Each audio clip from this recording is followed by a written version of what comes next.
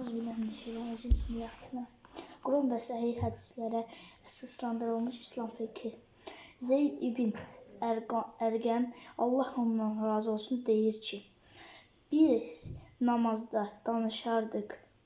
İstər namaz vaxtı yanında olanı danışdırardı. Deyilən bu ayə nazil olan qədər davam etdi. Allah itayət üçün mütli şəkildə namaza durun. Bundan sonra bizə namazda sakit durmaq əmr olundu. Danışmaq qadağan edildi. Gülmək İbn Əl-Munzir adlı alim namazın gülməklə batil olması haqqında alimlərin yekdil fikirdə olduqlarını qeyd etmişdir. Həddi buluğa çatan qadının, yaxud uzunqulağın və ya qara itin namaz qılanla səcdə yeri arasından keçməsi Peyğəmbər sallallahu aleyhi və səlləm buyurmuşdur. Biriniz namaza başlayarkən qarşısında yəhərin arxası böyüklükdə maneə qoyarsa namaz yerinə qorunmuş olar. Əgər qarşısında yəhərin arxası böyüklüyündə mane olmazsa, onun namazı eşşək, qadın və qara it batil edər. Nafilə namazın fəziləti.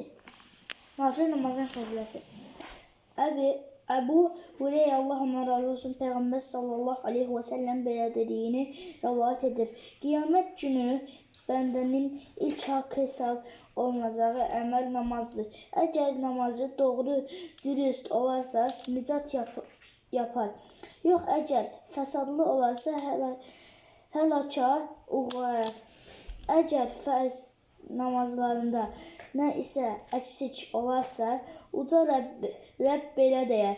Baxın, görün, bəndəmin nafilə namazları varmı? Beləliklə fərz namazlarında olan boşluqlar nafilələrlə doldururlar. Sonra buna əsasən digər əməlləri haqqında sorğu-sual olunur. Nafilə namazlarının əvvəl qılınmasına müstəhəb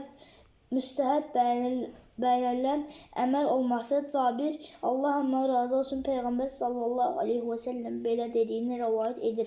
Biriniz namazını məsciddə qılıb qurtardıqdan sonra evi üçün də namazdan bir pay ayırsın. Həqiqətən Allah o insanın qıldığını namaza evin üçün nur edər. Zeyd ibn Sabit, Allah ondan razı olsun, Peyğəmbər sallallahu aleyhi və səlləm dediyini rəvayət edir. Evinizdə namaz qılmağa həris olun. Həqiqətən insanın qıldığı ən xeyirli namaz evində qıldığı namazdır. Yalnız fərz namazlar istisnadır. Nafilə namazların növləri. Nafilə namazlar iki növdür. Səbəbli və səbəbsiz.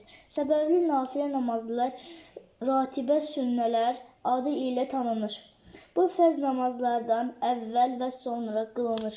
Belə namazlar özü iki qismə bölünür. Təkidlə əmr olunan və olunmayan. Təkidlə əmr olunan namazlar 10 rükətdir.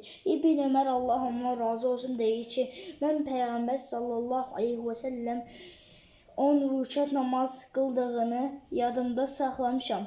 Zöhrdən öncə 2, sonra 2, məğribdən sonra 2, işadan sonra 2, sübhdən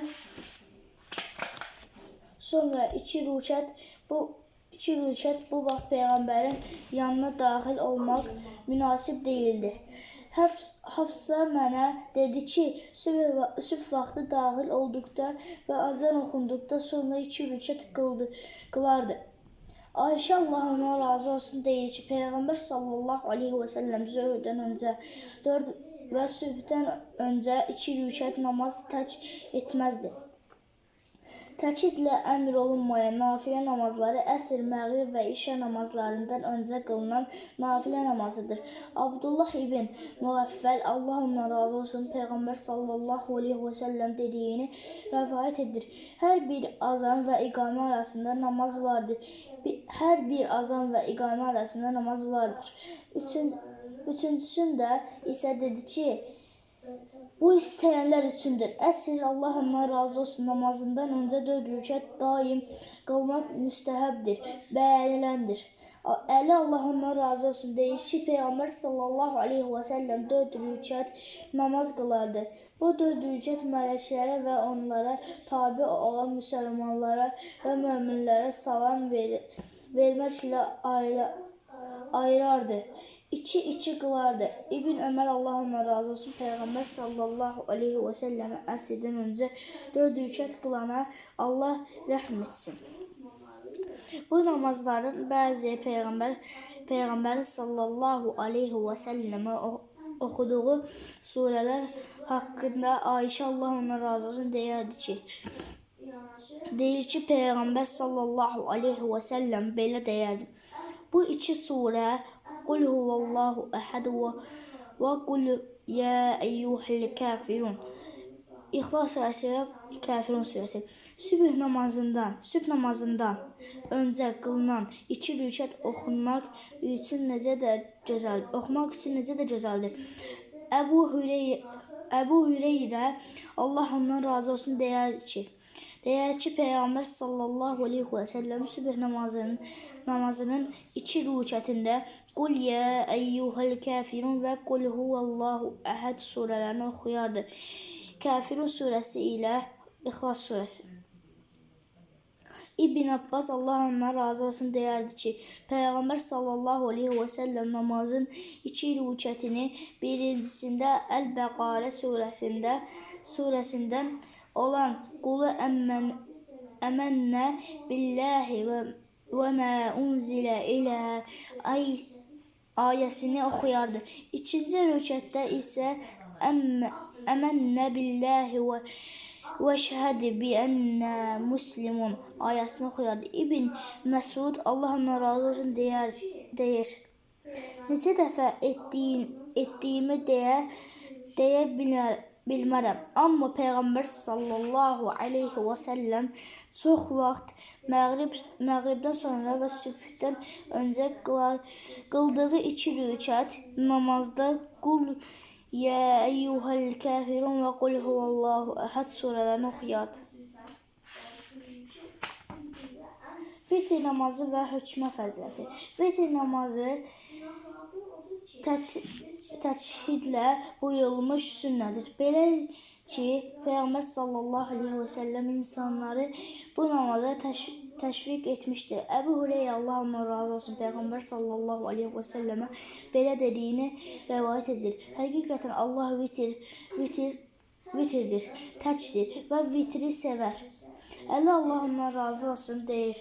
Vitr namazı zəruri deyil, nə də fərz namazlarınızı kimi deyil. Amma Peyğəmbər sallallahu aleyhi və səlləm vitr namazını qılmış və sonra demişdir. Ey Quran əhli, vitr namazını qılın. Həqiqətən Allah vitrdir, təkdir və vitri sevir.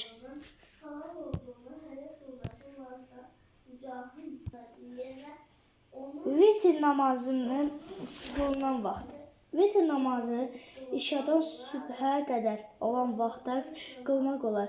Bu namazı gecənin son 1/3-də qılmaq daha yaxşıdır. Ayşə, Allah ondan razı olsun, deyərdi ki, Peyğəmbər sallallahu aleyhi və səlləm vitr namazını gecənin ilk, orta və axır vaxtlarında qılardı. Amma həyatının sonunda vitri səhərə yaxın qılardı.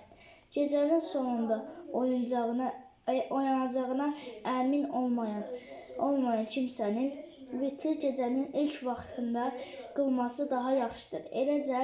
Eləcə də gecənin sonunda oyanacağına da əmin olan kimsənin vitr gecənin son vaxtında qılması daha yaxşıdır. Əşhədü ən la ilahə illə ənt, əstəğfiruka və ətubu ileyk.